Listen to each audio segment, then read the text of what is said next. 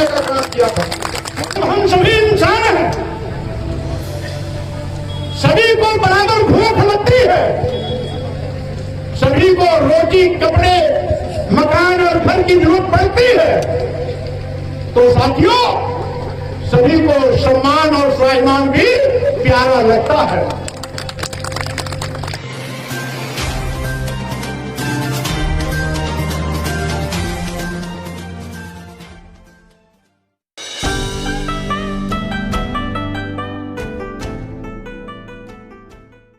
सबसे पहले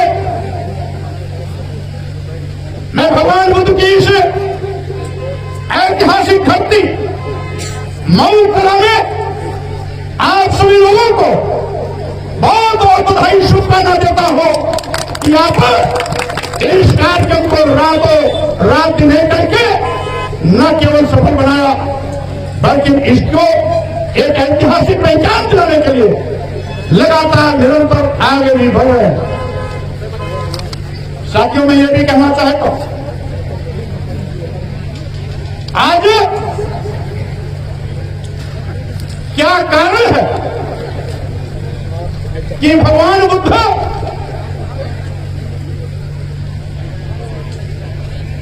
केवल देश में ही नहीं, दुनिया के सभी देशों में आज भी विद्यमान है। इस धरती पर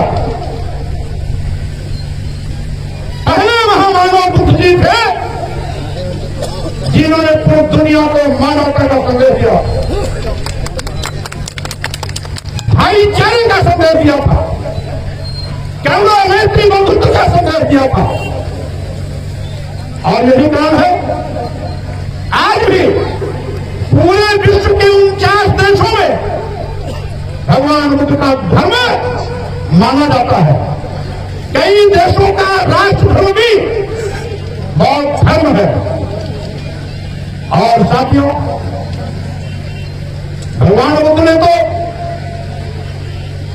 विश्व मानव कल्याण के लिए बात किया था।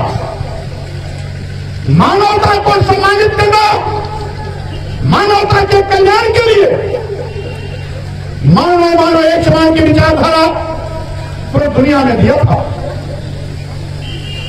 अब यही कारण है 2500 साल पहले भगवान बुद्ध की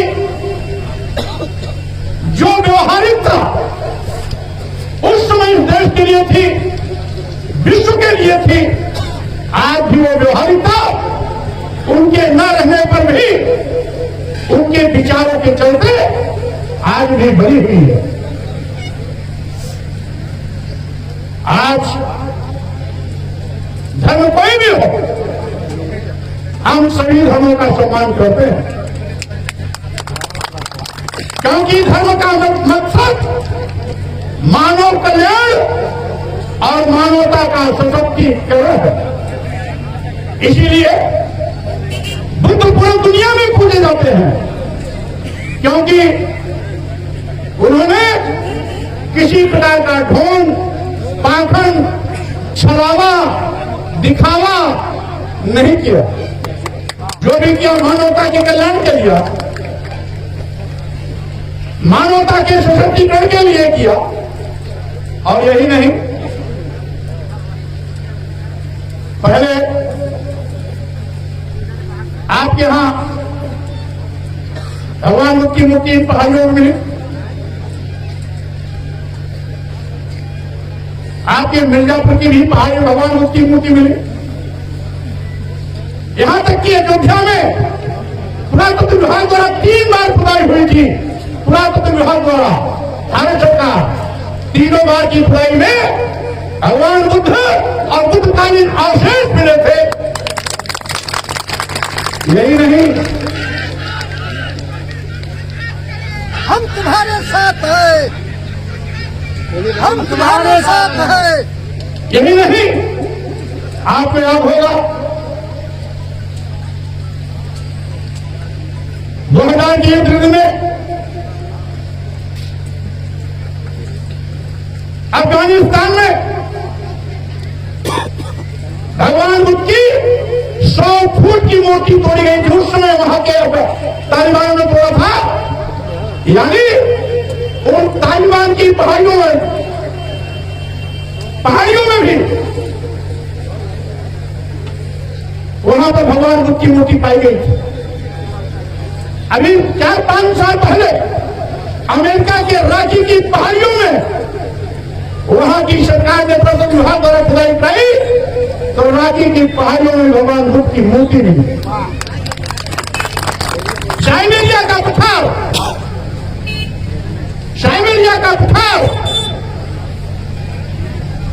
ज्यादा क्षेत्र जिसके रूस के अंतर आता है उस पठारियों में भी खुदाई के दौरान भगवान बुद्ध की मूर्ति नहीं। रूस जो पहले 100% कम्युनिस्ट था आज वहां की आबादी 40% बौद्ध धर्मावलंबी बन गई है। चीन, जापान, लंका, इंडोनेशिया आज यहाँ छोटे छोटे तमाम देश पहले से बुद्धिस्ट है। जावा, सुमात्रा, बोर्नियो, म्यांमार ये सब पहले से बुद्धिस्ट है। लेकिन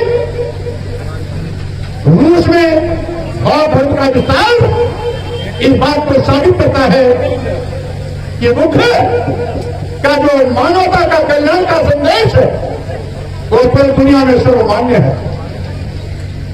यही नहीं, हमारे देश के प्रधानमंत्री माननीय नरेंद्र मोदी जी अमेरिका जाते हैं,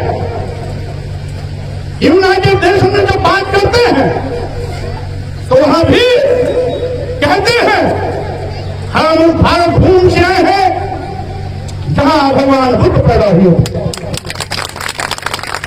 और जहां बुद्ध है वहां युद्ध की बात नहीं हो सकती है, ये मोदी जी ने कहा था। यानी साथियों, भगवान बुद्ध का संदेश हमको करुणा, मैत्री, बंधुत्व का संदेश देता है, हमें भाईचारा का संदेश देता है, हमें मानो एक समान का संदेश देता है, हमें सम्मान स्वाभिमान से जीने का अवसर देता है। और इसीलिए आज भगवान बुद्ध के विचारों की स्वीकारता पूरे विश्व में। हमने देखा कि साथियों कुछ लोग धर्म के नाम पर भेदभाव का पात्र होते हैं। जब हम सभी इंसान हैं, सभी को बराबर भूख लगती है, सभी को रोटी, कपड़े, मकान और घर की जरूरत पड़ती है, तो साथियों सभी को सम्मान और स्वाभिमान भी प्यारा लगता है। रोटी की भूख बर्दाश्त की जा सकती है, लेकिन सम्मान पर कोई चोट करता है तो सम्मान की भूख अगर एक बार किसी ने उसको अपमानित कर दिया तो सम्मान की भूख कभी वापस नहीं होती है। यानी हम रोटी आज नहीं मिलेगी, कल खा लेंगे, बात चल जाएगी, लेकिन आज अगर कोई हमें अपमानित करता है तो ये अपमान जिंदगी भर हमें कचोटता रहेगा। तो धर्म के ठेकेदार धर्म की आड़ में यहां की महिलाओं के साथ भेदभाव किया, आदिवासियों के साथ भेदभाव किया, दलितों के साथ भेदभाव किया, पिछड़ों के साथ भेदभाव किया। आखिर क्यों भाई? क्या महिलाएं इंसान नहीं है? क्या आदिवासी इंसान नहीं है? क्या दलित इंसान नहीं है? क्या पिछड़ा इंसान नहीं है? अगर इंसान है तो आपकी तरह इनको भी भूख लगती है, आपकी तरह इनको भी सम्मान प्यारा है। तो धर्म के नाम पर गाली को, धर्म के नाम पर नीच और धर्म क्यों कहा जाता है? धर्म के नाम पर अपमानित करने की बात क्यों की जाती है? धर्म के नाम पर मारने पीटने या प्रताड़ित करने की बात क्यों की जाती है? स्वामी जी संघर्ष करो, हमारे साथ है। स्वामी जी संघर्ष करो, हमारे साथ है। साथियों, मैं पूछना चाहता हूं, हमने क्यों एक छोटी सी बात कही और अपनी नहीं कही? जो तुलसीदास जी की लिखी हुई रामचरितमानस में लिखा गया, हमने केवल उसकी बात कही। उसमें एक जगह लिखा है कि जे बड़ाधम तेरी कुम्हारा, जे बड़ाधम तेरी कुम्हारा, सुपथ किरात कोल कलवारा। यानी जे बड़ाधम यानी अधम से अधम यानी नीच जातियां। हमारे कोई भी बैठे नहीं वाला कोई, अपने भाई वाला कोई। अब बताओ ये किस मामले में कमजोर दिखाई पड़ रहे हैं? अब इनको कहते हैं नीच। क्या धर्म को शोभा देता है? क्या धर्म के नाम पर आप किसी को गाली दे सकते हैं? या क्या गाली धर्म हो सकता है? नहीं। क्या अपमान करना धर्म हो सकता है? नहीं। तो इसको आप धर्म कैसे मानते हो? हमने तो केवल यही कहा, इन पंक्तियों से जाति विशेष को इंगित करते हुए आपने नीच कहा, अधम कहा। आखिर क्यों कहा? अब एक वर्ग के लोग पूरे देश में पागलों जैसा व्यवहार करें, बौखला गए। भाई हमने आपको गाली दिया नहीं, हमने आपको चाटा मारने के लिए कहा नहीं, हमने आपको नीच और अधम कहा नहीं, हमने आपको अपमानित और प्रताड़ित करने की बात कही नहीं। हमने तो केवल ये कहा कि धर्म के नाम पर इस देश की महिलाओं, आदिवासियों, दलितों, पिछड़ों को कहीं जाति सत्य शब्दों का प्रयोग करके नीच कहना, अधम कहना, कहीं महिलाओं को और शूद्र समाज को प्रताड़ित करने की बात करना, कहीं पर विद्वान होने के बावजूद भी इनको सम्मान न देने की बात करना, आखिर ये कहां का धर्म है? एक जगह लिखा है, ढोल गवार शूद्र पुष्णाली। हमारी सारी बहनें, यही नहीं केवल यही, हर समाज की बहनें उसमें शामिल हैं। नारी में हर समाज की महिलाएं हैं, वो चाहे यहाँ के चातुर्वर्ण में ब्राह्मण समाज की हो, चाहे क्षत्रिय समाज की हो, चाहे वैश्य समाज की हो, चाहे शूद्र समाज की हो, सभी वर्ग की महिलाओं को इन्होंने उसमें शामिल किया है। ढोल गवार शूद्र पुष्णाली, सकल ताड़ना के अधिकारी। ताड़ना, प्रताड़ित करना। अभी अभी गोरखपुर गीता प्रेस में 30-35 लाख किताब अलग छप गई, केवल एक शब्द बदलने के कि ताड़ना का अर्थ शिक्षा हो गया।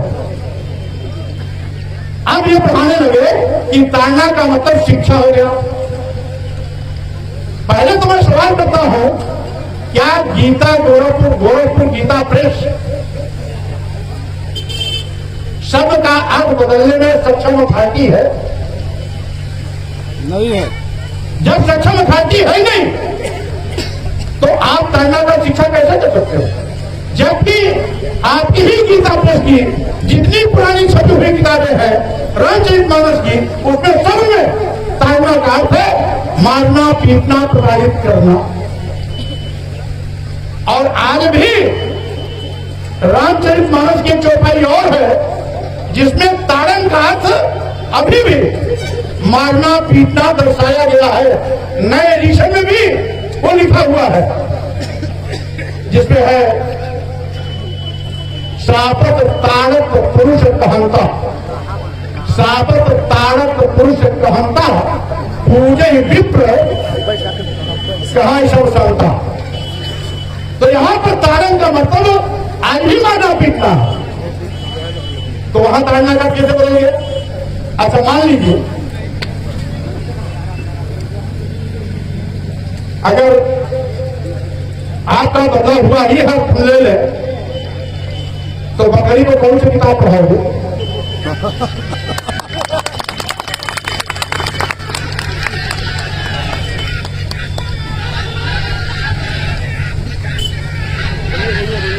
गधे घोड़े खच्चर को किस स्कूल में पढ़ाने का काम करोगे? भैंस गाय ऊंट को किस स्कूल में भेज के पढ़ाने का काम करोगे? अरे माननीय मुख्यमंत्री जी, आप गौशाला बेकार खुलवाए हैं। इन सारे जानवरों को स्कूल में भेजिए पढ़ने के लिए और जानवरों को स्कूल में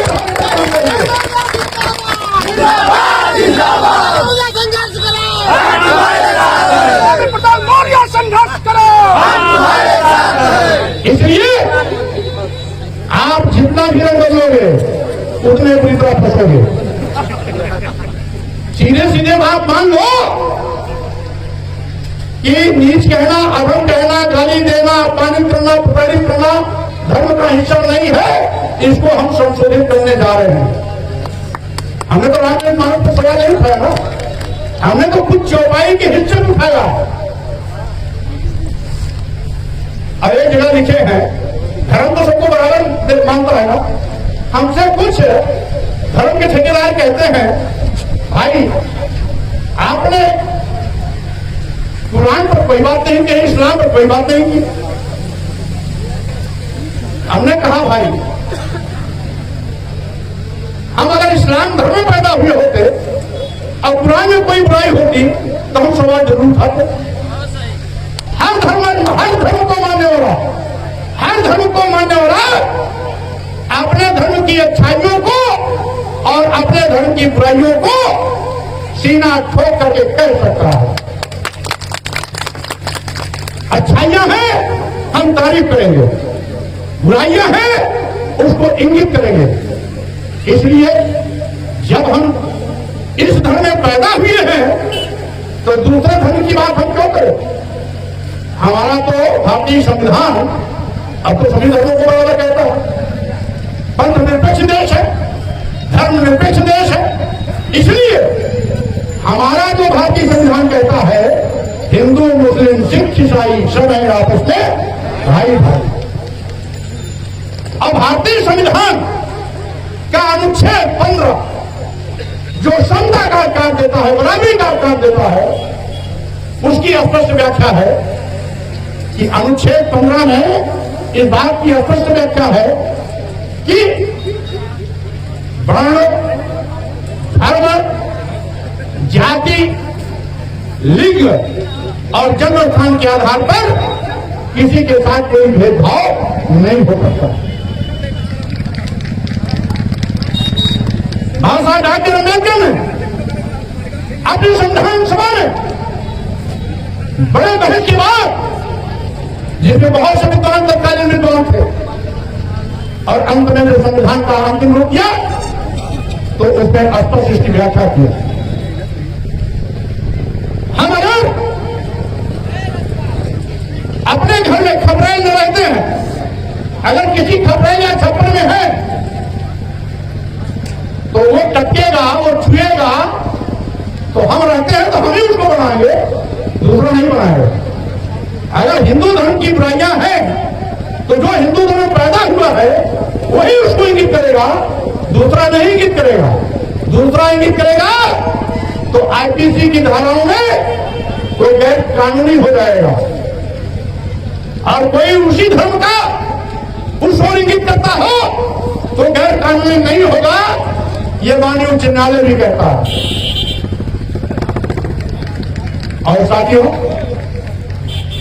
तमाम एक और विषय के लोग कहते हैं मौर्य जी धर्म पर हमला बोल रहे। अरे काहे को धर्म पे हम हमला बोलेंगे भाई? हम तो उसी धर्म में पैदा हुए थे ना, हम क्यों बोलेंगे? हम सभी धर्मों का सम्मान करते हैं, तो हम तो किसी धर्म पे हमला नहीं बोल सकते।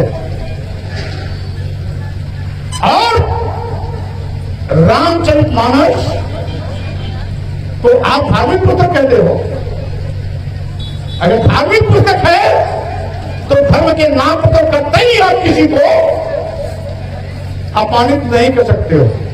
उसी रामचरितमानस में लिखा हुआ है, पूजे ही विप्र सकल गुणहीना, यानी सकल गुणहीना, सभी गुणों से ही। और कहीं कहीं लिखा है पूजे ही विप्र शील गुणहीना,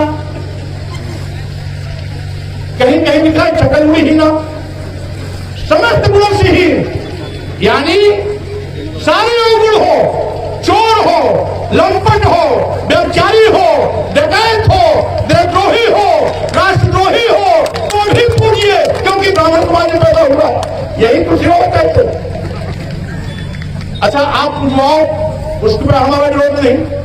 आगे क्यों लिख दिया कि पूजन शूद्र गुण ज्ञान प्रवीणा, कितना भी गुणी हो, ज्ञानी हो, ज्ञान में प्रवीण यानी विशेष ज्ञाता हो, तो भी उसका सम्मान मत करो, ये तो शूद्र है।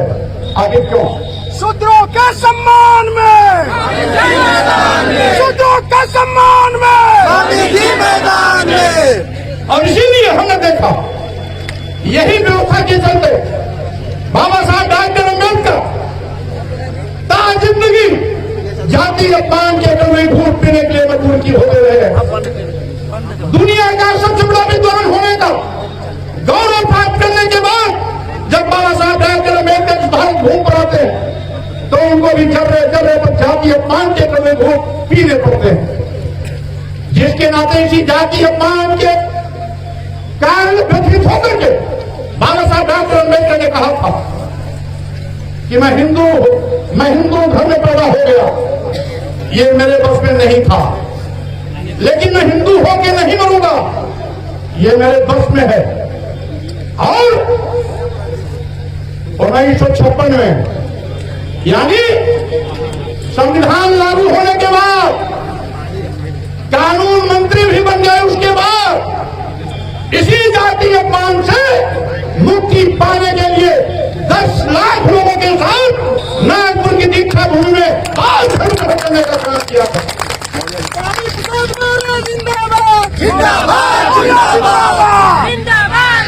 स्वामी प्रसाद मौर्य जिंदाबाद भगाना, आवाज दो, आवाज दो, स्वामी ललकारा है। साथियों धर्म हमारा है, स्वामी ललकारा है।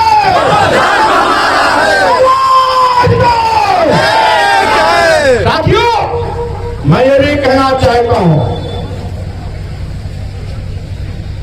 स्वामी प्रसाद मौर्य हमारे नौजवान के भाई के साथ घबराना। अरे स्वामी प्रसाद मौर्य से पूरे देश के जितने भी धर्माचार्य हैं तथा कथित धर्म के ठेकेदार हैं, उनके पेट में पानी नहीं पड़ रहा है।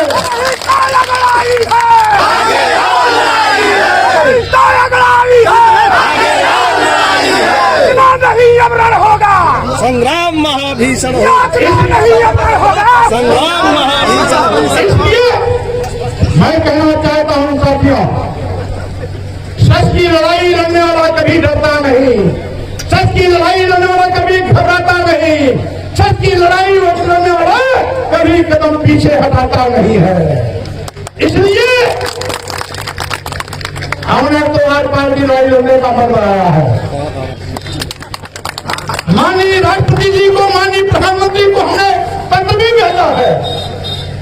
5-6 पेज का पत्र मैंने प्रधानमंत्री और राष्ट्रपति जी दोनों को भेजा है। कौन कौन सी बातें देश की महिलाओं, आदिवासियों, दलितों और पिछड़ों के अपमान करने के लिए लिखी गई है, मैंने उसे पूरा हवाला दिया है। वो सभी मीडिया वालों के पास भी लगभग उसकी कापियां पहुंच गई होंगी। और मैं यही कहना चाहता हूं, अभी अभी पूरे देश के महिलाओं, आदिवासियों, दलितों, पिछड़ों के गुस्से को देखकर आरएसएस के प्रमुख भागवत जी ने कहा कि वर्ण और जाति भगवान ने नहीं, पंडितों ने बनाई है।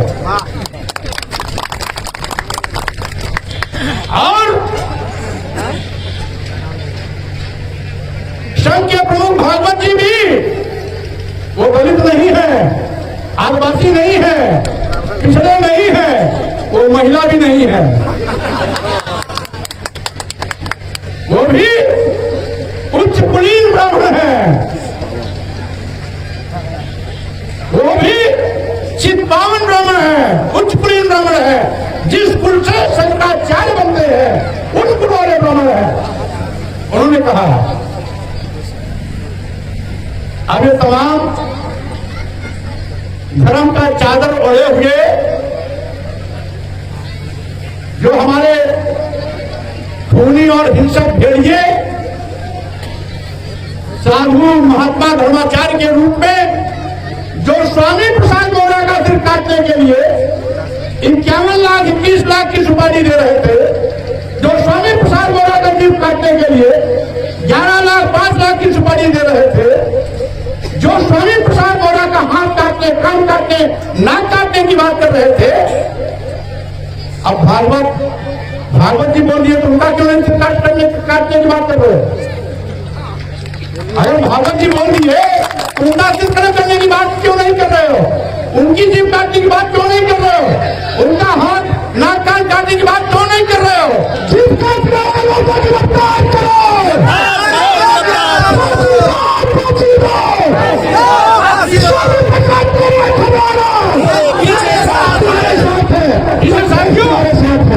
मैं ये भी कहना चाहता हूं, ये भेदभाव बंद करो।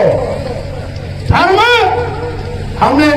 हमने ईसाई के प्रार्थना पत्र को प्रार्थना सभा को देखा, जो जैसे जाता है लाइन में खड़ा होकर के वैसे ईसा मसीह के सामने पूजा अर्चना करता है। हमने मुस्लिम समाज के इबादतगाह को भी देखा है, वहां नमाज पढ़ने को जाता है, जो जिस लाइन में जहां जैसे जाता वहां बैठता जाता है। ये नहीं कि कोई नवाब साहब आएंगे तो आगे बैठेंगे,